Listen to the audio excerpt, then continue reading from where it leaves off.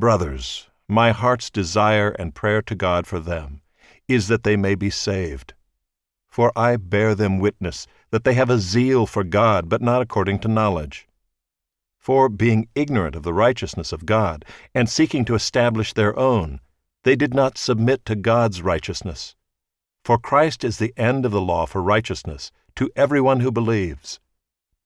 For Moses writes about the righteousness that is based on the law, that the person who does the commandments shall live by them. But the righteousness based on faith says, "Do not say in your heart, 'Who will ascend into heaven?'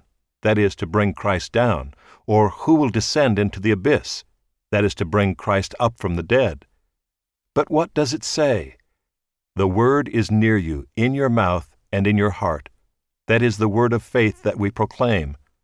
Because if you confess with your mouth that Jesus is Lord, and believe in your heart that God raised him from the dead, you will be saved. For with the heart one believes and is justified, and with the mouth one confesses and is saved. For the Scripture says, 'Everyone who believes in him will not be put to shame.' For there is no distinction between Jew and Greek, for the same Lord is Lord of all, bestowing his riches on all who call on him.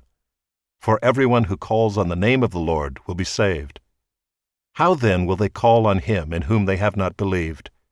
And how are they to believe in him of whom they have never heard? And how are they to hear without someone preaching? And how are they to preach unless they are sent? As it is written, 'How beautiful are the feet of those who preach the good news.' But they have not all obeyed the gospel.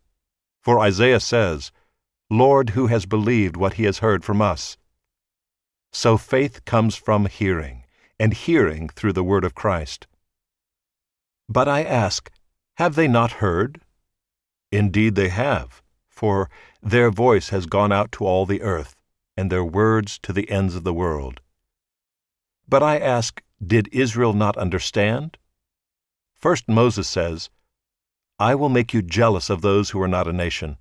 With a foolish nation I will make you angry.' Then Isaiah is so bold as to say, 'I have been found by those who did not seek me. I have shown myself to those who did not ask for me.' But of Israel he says, 'All day long I have held out my hands to a disobedient and contrary people.'"